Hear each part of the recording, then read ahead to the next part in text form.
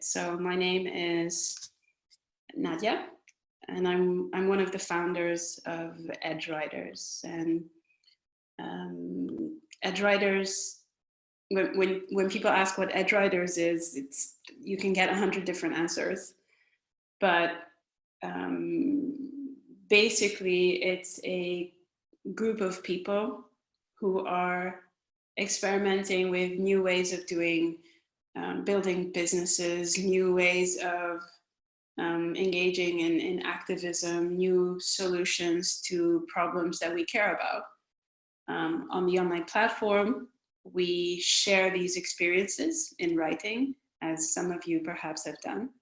And then that information is processed, and it helps us all better understand whatever challenge or topic it is that we're trying to make sense of. So if you're trying to tackle environmental problems, it's a big topic. There are many things that are connected to it, many issues. There are many people that you need to work with, and it can be hard to know where to put yourself and your work with respect to others to have an impact. So this is essentially what it is. What it means in practice is that we organize workshops, we run programs like the OCI Lab to help us collaborate in a structured way and mentor each other. And we work with organizations like the World Bank and the UN, sometimes governments, sometimes private sector organizations, to help them get the same dynamics around problems that matter to them. All of this work it's financed by the revenue from our social enterprise that is called, it has the same name, Edgeryders. And it's a not-for-profit, and it develops the software and methodologies to do this work well, which it then sells as services to other organizations. And so we are using for our clients the exact same tools and methodologies we use for ourselves to make our own work better. And so this is where we are. Now, I see that our moderator is here. Do you want to say hi? Hi, how are you? Welcome everyone. I'm gonna moderate this webinar through the chat channel. So I can move on to maybe to the structure of this webinar. I'm going to be sharing my own experiences, a bit of theory and my own experiences from having built the client and revenue base for our social enterprise. When I started, I was a first-time entrepreneur, and I didn't really have an entrepreneurial background. I studied engineering and art direction for digital media. And I came from a background where basically everyone was a professional. You would study, you would go to university, and then you would get a job. And for me, this was not something I wanted to do. I wanted to build a self-sustaining business. But to us and to me, it was important that we wouldn't go the route of venture capital, but that we would really do an old school business, as in you get money from paying clients and you get more money than you spend so that you get resources to put into things that you think are important and meaningful to work on. And there's a good quote for, I think, to have as a guiding motto somehow when you're thinking about getting clients and revenue. And that is that you can have everything in life that you want if you just help enough other people to get what they want. I found this in a book on sales psychology that is one of these classics. I'll be following up this webinar with a list of things I think that you should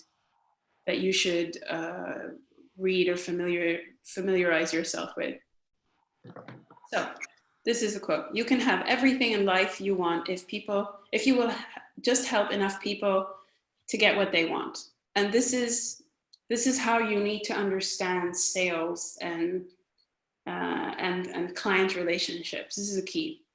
So this is the agenda for the rest of the webinar. So first, we're going to talk a little bit about psychology and human behavior. And then we're going to talk about how you create the opportunities so that you're in front of someone that you can sell them something. And then we're going to talk about how you close, how a close is when somebody, pulls out their wallet metaphorically and says, okay, yes, I'm going to give you money to do this. And then we're going to talk about following up, which is maintaining a relationship. So the most difficult thing to do is to build a client or a customer. And it's the most valuable relationship that you have as a business. And so you need to have a strategy for how, once you've sold them something, that you also sustain that relationship and continue to do business with them. Knowing your humans.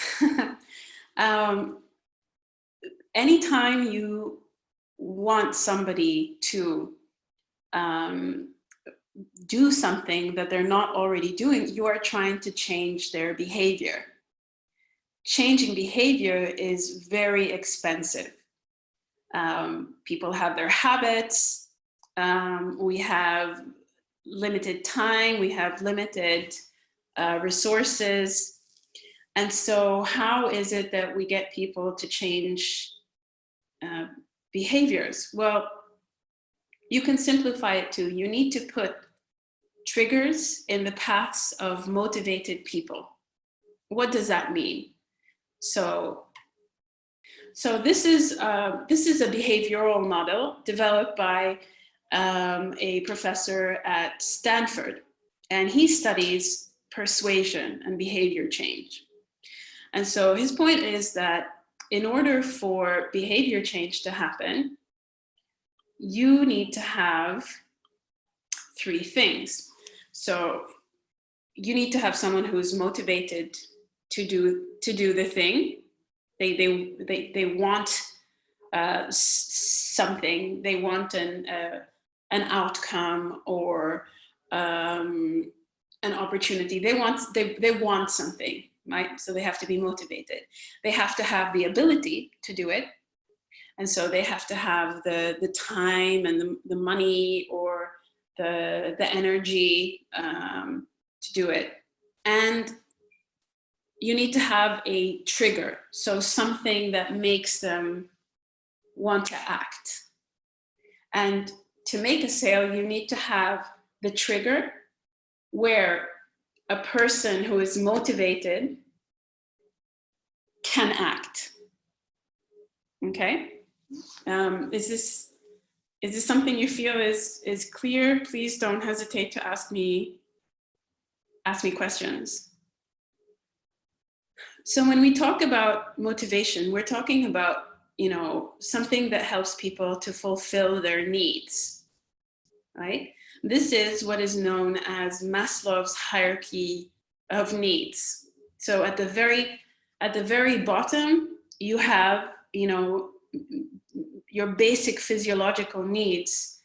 And this, staying warm, having shelter, food, they're really really basic needs, being able to meet them. This is a motivator, right?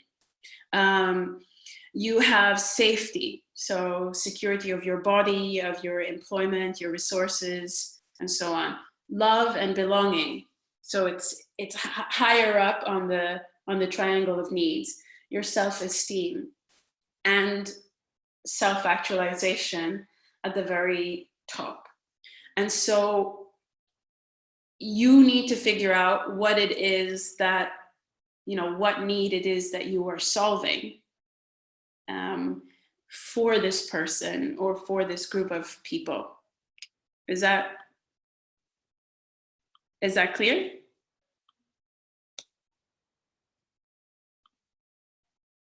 Yes. Okay. And so how do you, you know, if we're going to be honest about it, in 2020, it's easy to think that almost all needs have been met, or there are already solutions to meet all of these needs. And so what am I going to do? Me as someone running a business or offering a service or a product, how am I going to, how am I going to compete with this? Now, the dirty secret is that it really has to do with wants, right? You have your needs that you have to fulfill, but what makes people do something is that they want to do it. So there's an example where I had a meeting with someone who was representing an organization, and we were talking about the context of their work. So they're ostensibly, they really need to be selling infrastructure solutions, right? And to justify getting involved in a project, the project would have to solve one of these needs on the hierarchy for a specific group of beneficiaries.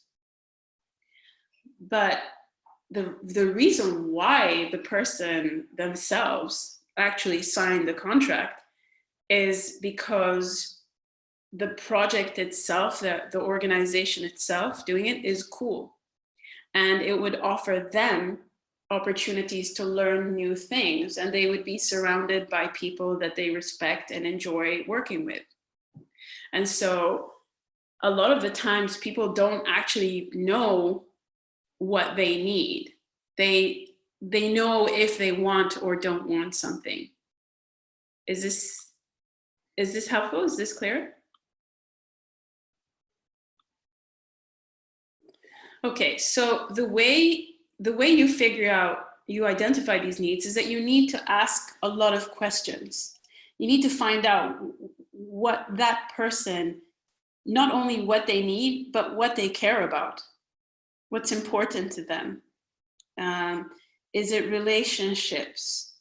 Is it certain kinds of artifacts? What drives them emotionally? And so one way you can do that, and the way I've been doing it, is that we would just find out where the people that I need to be, that you need to be, to have on your side, that you need to buy your product or service, you need to be where they are, physically or digitally. You need to find out where they are. So it could be that there's, in a specific part of the city, you have, the market where certain vendors hang out and where buyers come in and purchase their goods. And in that neighborhood, maybe there's a cafe that a lot of people go to. So you would then go and sit down in that cafe and hang out there and just listen to what people are saying. And you would do this over a very long period of time. And you would take notes and just pay attention, make sense of, watch, see what the dynamics are between the different people, and take notes, lots and lots of notes, and think about what you've written. And then over time, you would become a natural part of the social setting. You would start chatting with people, people would start chatting with you, and you just have a social relationship where you're getting to know people, and you're through the conversation, you're finding out what you need to find out. Because ultimately, it's always has to do with relationships, right? You can't sell people anything if you're not in front of them. Now, this is an example which is, I gave you an example of a physical location, but you can also kind of do that online. You can find out where there are discussion forums, or if there are specific Facebook groups or LinkedIn groups where people discuss things, and you just listen and you listen and you listen, and then only do you speak and start to make yourself visible. Okay, so you need to figure out where that place is in, that's relevant to the people that you want to engage with. I recommend the physical place that you're there, because somehow it's easier to build a relationship when you're physically in front of a person. It takes multiple steps more if you're doing it digitally. It's harder to build trust with people that you haven't been face to face. So somebody's asking, how can we be in contact with clients online? What tools can we use to do it? Well, so this depends on who you are and what resources you have to work with. So do you have specialist knowledge that you can share? Do you know a lot about the topic? Can you then go to specialized forums and share advice with people and then become seen as an authority? Events are also a great way to connect with people. So either you organize an event and then you are posting it on social networks and inviting people in, or you are going to events that other people are participating in. You can also try webinars and so on, but I would say that your main driver is you use the digital tools, online tools, to put yourself in front of people. And what about when you're not in the same country of your client? Again, it depends on what assets you have and what you're trying to sell. In my experience, I have never managed to sell anything to someone who I, at some point, didn't have personal contact with, face to face. The point of contact can be online, but you need to, at some point, have a phone call with them, or, or find someone who can do that work for you, a trusted intermediary. And then you would need to figure out some kind of deal with them that makes, so that they can share in the benefits of the revenue. Yeah, that's why it can be very expensive trying to sell to international markets, because building a presence is quite difficult. Does that answer your question, Hiba?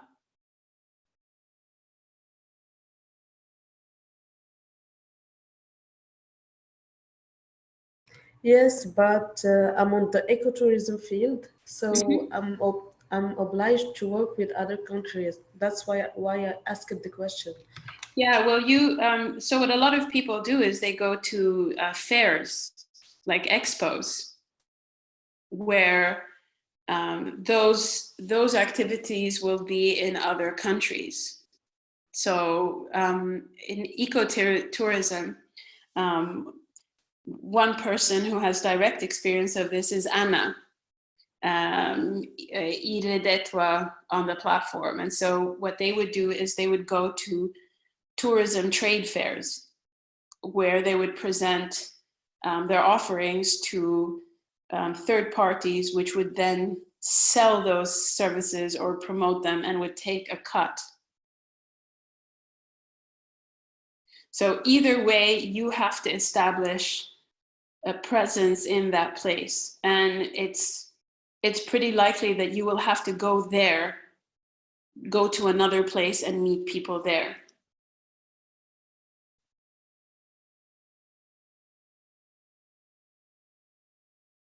And this might change when you're more experienced, but here we're focused on how do you do this when you're unknown, when you're getting the first client. It's so much about building trust. Really, your biggest challenge is building trust. Here we've covered like the motivation, okay? So you need to figure out who is the person or the people that you are trying to serve, and you need to be around them and listen actively for long enough to understand what they need, even if they cannot express it specifically. You watch and you learn and you listen.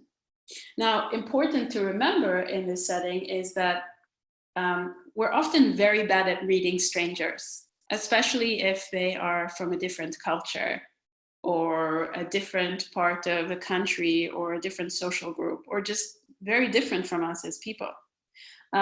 We tend to assume transparency.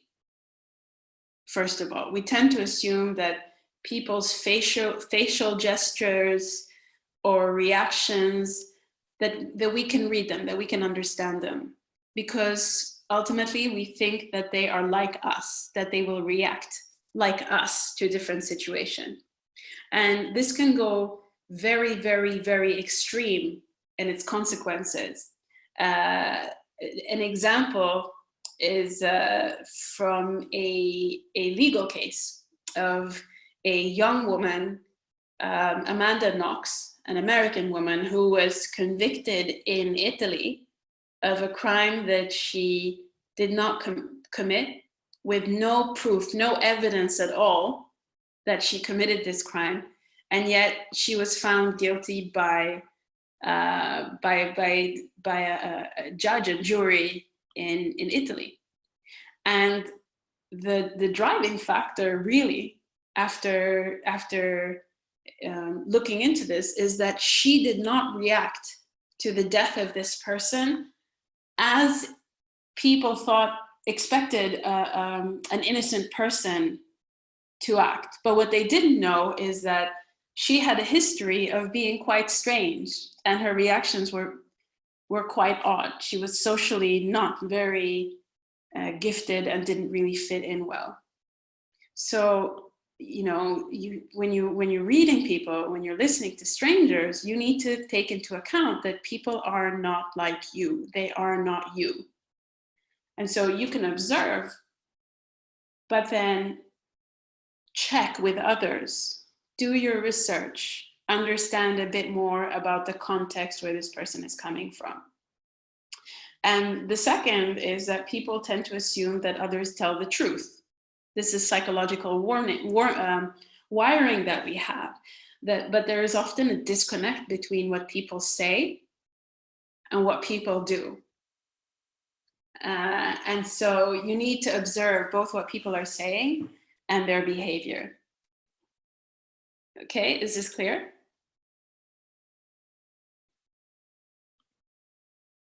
I'm gonna guess it's clear. So this is to map out the motivation. So you see here, we're just going back. We're talking about what are their core motivators. You need to know what motivates this particular person, this group of people that you're listening to, and be wary of stereotypes and be wary of assuming that people are like you. You start with the Maslow's hierarchy of needs. That's one thing that you need to be paying attention to. But the other is also what people want and what drives them emotionally and what they're interested in, what's fashionable and so on. So we have a question here, which is, should I choose a specific segment according to age, for example, to work with? I haven't done that. I mean, you know, maybe situation in life. You know, if you're thinking about, I would say more people who are in the same place in life, who are in the same place geographically, because all 16-year-olds are not the same. A 16-year-old with mobility problems or who's interested in pop culture is not the same as a 16-year-old who is really interested in going to study abroad right now. Do you see what I mean?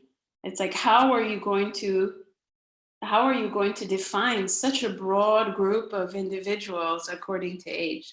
What you can do is you can find out what the people who are tied to a specific place and a specific situation are interested in.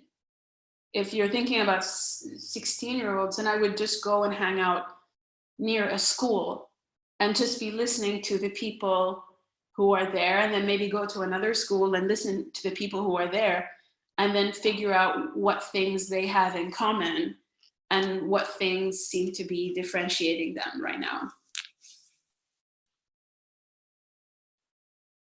But I would start with a place rather than a category of people. Does this make sense? And so we've covered motivation, okay? Now the second part to this is ability, okay? Somebody has to already want to do something. You can't make somebody do something that they don't want to do. You can inform them of, you know, what is out there. They might not know that they want something because they don't know it exists. That's possible. But they have to want it. They have to be motivated. Now, the second part of this is the ability to do something, right? You have to look at time, place. Does, you know, is your, how are you going to make it simple for them to get what they want? How is your service or your product going to be making it simple? Is it going to save people time? Is it going to save people money? Is it going to easily offer them the possibility to do something which they could not do before, which was not available? Or something that they had no idea that they wanted because they didn't know it existed? And so you know, the simpler, the more accessible you make this to the individual, the more easy, you know, you make it for them to make that investment, or to do the thing that you want them to do, right? You have to make it easy for them. And you need to do it relative to the task. Easy is not the same. It doesn't mean the same thing all of the time. There are different kinds of behaviors. So you need to figure out what it is that the person you're trying to help, you know, you need to figure out how you can help them, how your solution can help them, how it can make something easier, how it can enable them to get something that they want, and how your offering makes it easier. And here it comes down to, what is it that you're trying to do, right? What is it that you need them to do in order for your solution to be successful? So are you trying to get them to do something that is completely new, like in this green behavior? Is it something that's completely unfamiliar to them?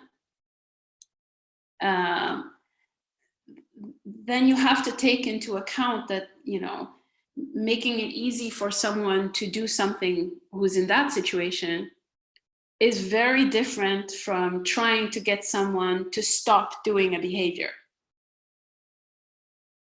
right? So this is a helpful grid also developed by the Stanford professor called B.J. Fogg. And you need to figure out where it is that you are in this grid, and you need to identify what the obstacles are to that behavior currently.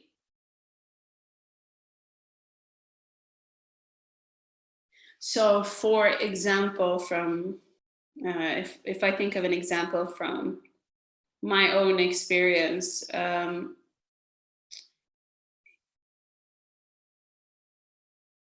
I had a client who had to run an event. They had to do an event to publish the results of a research project, and they needed to have media attention for. They needed to fulfill the needs of multiple groups. So one is the academics. They needed to have a lot of different academics there, and they wanted to have an academic discussion. The other was that they needed to have media interest and engagement there. And so in both cases, this is quite difficult for them. This is quite difficult for them to do. And so, you know, my offering to them is, we will get you what you need. And all we need from you is to participate in a weekly call over 3 weeks, and then everything will be sorted out. They just wanted somebody to take care of that problem for them. This is a very simplistic example. If you're selling an advanced product or service, that's going to look very different depending on what it is that you're trying to help them to do. You know, the level of challenge in agriculture and the kind of, you know, challenge in agriculture, getting people to stop using pesticides, that involves many, many steps along the way. And, you know, removing the obstacles or figuring out what it is that you need to get them to do at each step and who needs to do what is more complex. But this, I think, is maybe a helpful grid to define what behavior it is that you want to change, and then go back and design your product or your process so that you're making it easy for the person to do that one thing. This is clear.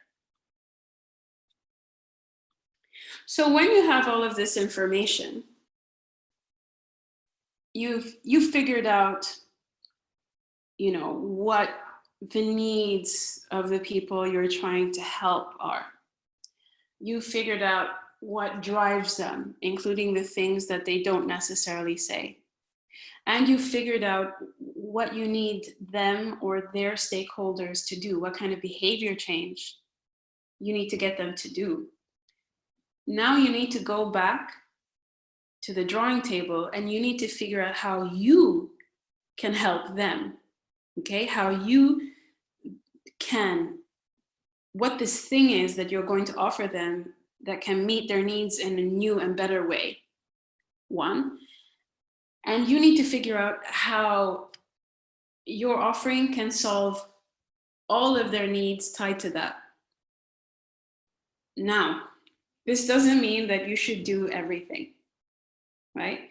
It means that you should get the bigger picture of where they want to be, where they need to be, what an outcome looks like, you know, at the end of the journey for them. And you need to figure out which pieces of the puzzle are needed to get them there and where you can find them. So you will not be able to offer everything to them, but you're going to need to think of your offering as a package where some of the things you can offer them and some of the other parts other people can offer them. And you need to figure out how you can work with the others to make a whole package deal. Now, you don't need to offer the whole package deal to them. You just need to know that you can do it. And you need to, in your communication with them, make it clear that you know what their needs are and that what you're offering now is a step towards meeting it, and that you're going to be able to meet all of their needs by adding on components as you go along, so that they feel like you are a steward you're guiding them to that better outcome, and they can trust the journey with you, right?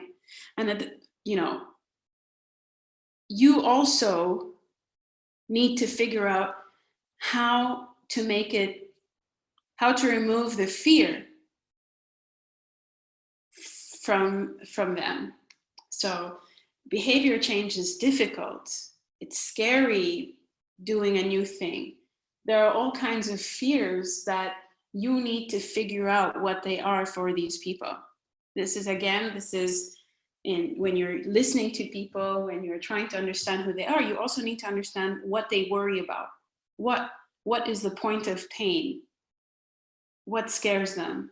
And you need to articulate your offering so that you are removing some of that fear.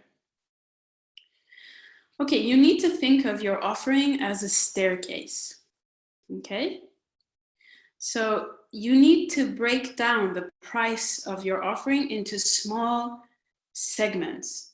You need to think of your product or your service as a ladder of experiences, each one of them requiring a specific investment and resulting in a specific outcome.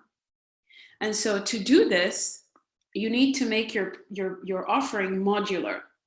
You need to look at what is already in your environment and how can you package it to meet their needs. For example, you need to figure out, you know, what knowledge do you have? What skills, what people and skills are easily accessible to you right now? What content have you produced? Can you package that into a very small first product that has a good outcome and very moderately priced to get them over the fear? It's a very small investment, so it's less scary than a big investment. Now, to do this, you need to think about how you can break down the production process so that you only start with what is available to you. Because if your costs exceed your revenues, it's not going to work out. But you need to think about how can you break down your process or your production into chunks. Example, if your offer is a complete change of IT system, or you need to completely change how they do logistics or some big change, is there some small thing that you can offer them that they would buy into? So for example, with us, often it's services and it's big consultancy projects. So what I do is I look at what those people are already putting money into, what standard products or what kind of investments of money and time already are familiar to them, so they're not scary. And then I look at what I can produce to fit into that price range and that format.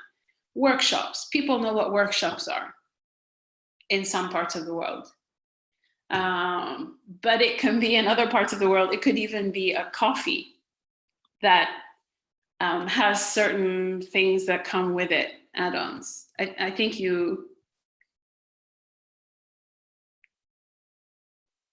this is where you have to get creative. And I'm going to give you a homework, an exercise. We're almost done with this presentation to help you identify what that is. So you might not be able to sell them the product, the end product, but you might be able to package the skills and the knowledge that you have around their issue tied to the solution. You're building your product on the basis of something that you know and you know how to do, right? You might know a lot about agriculture, you might know a lot about learning or helping people deal with dyslexia. You might know a lot of things, and you might have contacts who also know a lot of things.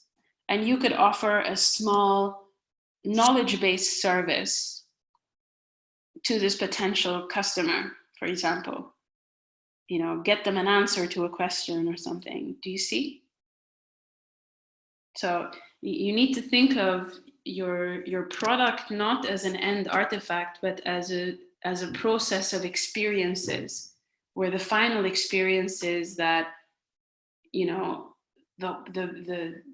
client has met their final goal, the big transformation that they want as a result of buying your product or service, of engaging with you, of investing in the relationship with you. Do you understand? Okay, I'll show you more what I mean by this. So there are 2 exercises that I think will be very helpful. So the first one is has to do with mapping. Okay, so basically what you do is you pick up a map of the place where you need to be, where you will meet the people you need to be selling to. So you can start with, say, a map of your city, and you can go neighborhood or neighborhood of the city, and you need to look at, okay, where can I find the people that I'm looking for? You can start with, these are the kinds of people and businesses that I'm going to find concentrated in this part of the city. In that part of the city, I'm going to find more these kinds of people. Maybe there's a big market where all of the vendors of agricultural produce go, right? So you need to find where there are clusters of the kinds of people and the goods and services, also including competitors, potential competitors. A good exercise is to just take a map and bring together a group of friends and start to just draw on that map, talking, okay, what's in this part of the city or the town? Who's here? Who hangs out here? What do they do? And do that for a number of neighborhoods and start out that way, and then move on to question, where can I find the people I meet who are going to do X, Y, Z?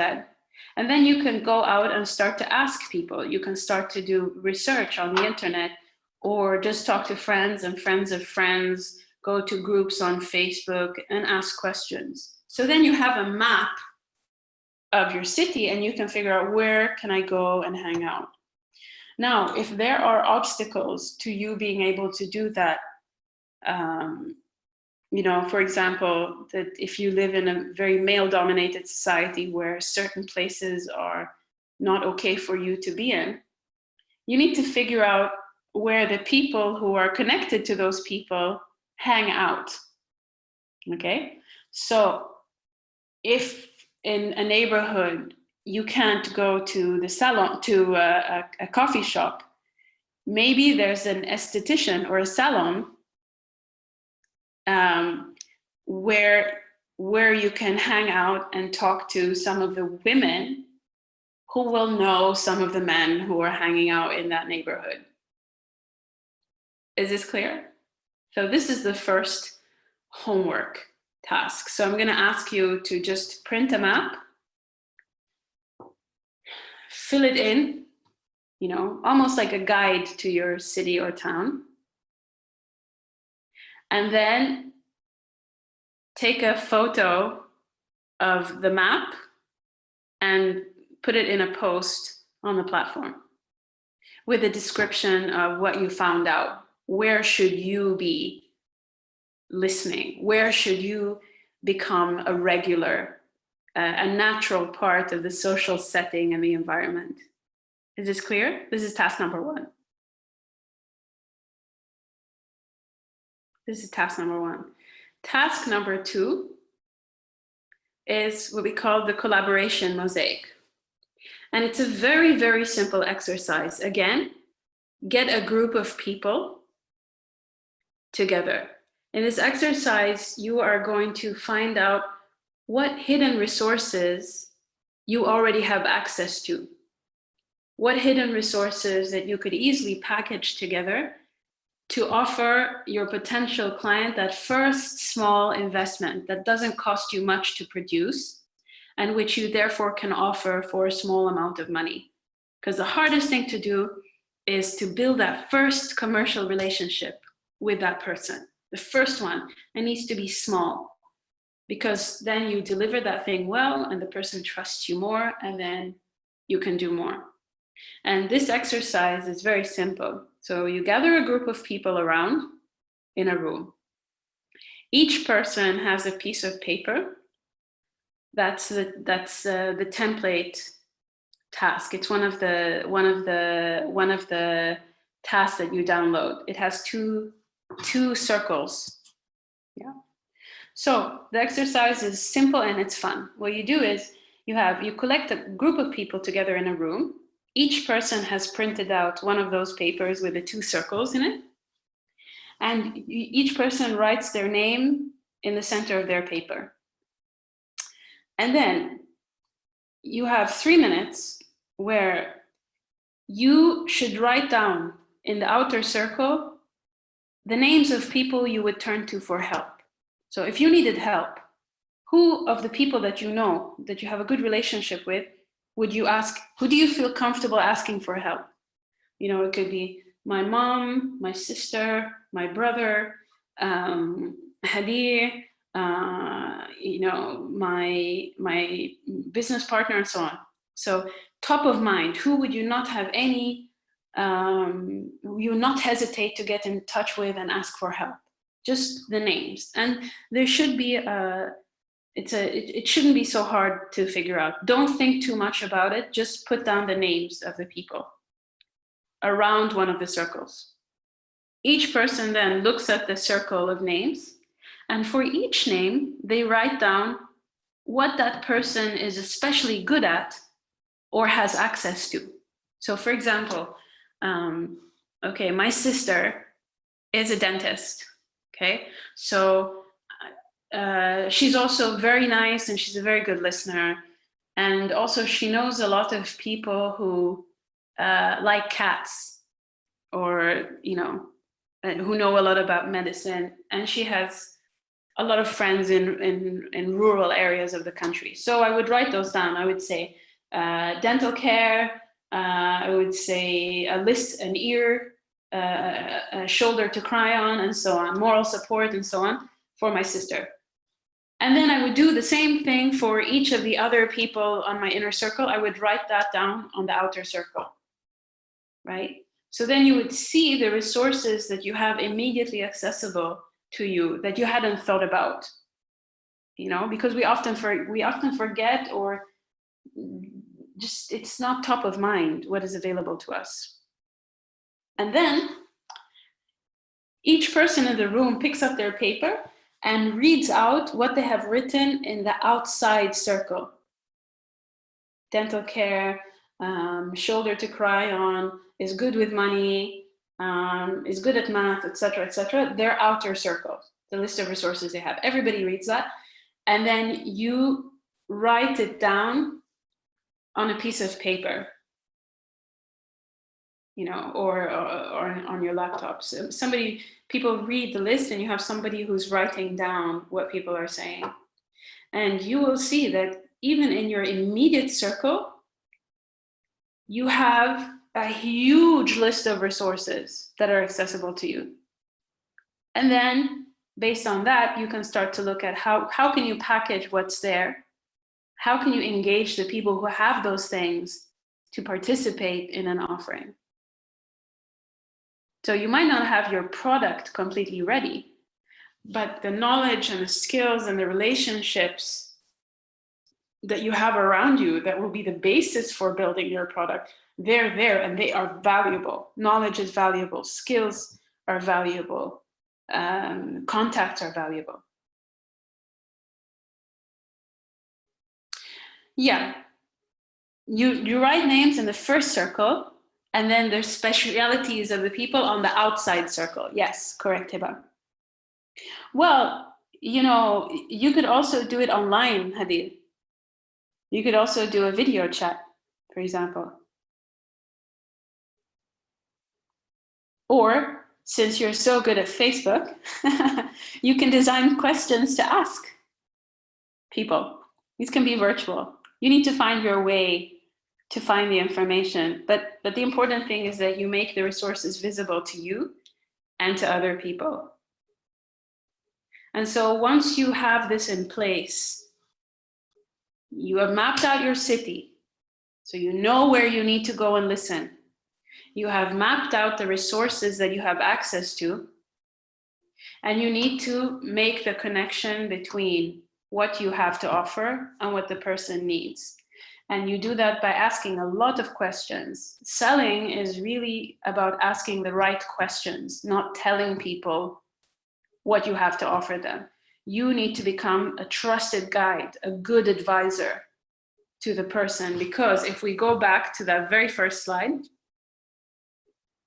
you can have everything in life you want if you just help enough other people to get what they want. That's what you need to figure out. What do people need? What struggles are they facing? What resources do you have in your surroundings? How can you put them together to meet the other person's needs? And you guide the person to the process of deciding to invest in you by asking the right questions. If you ask questions with genuine intention to understand the other person, with the intention to help them, people will feel this.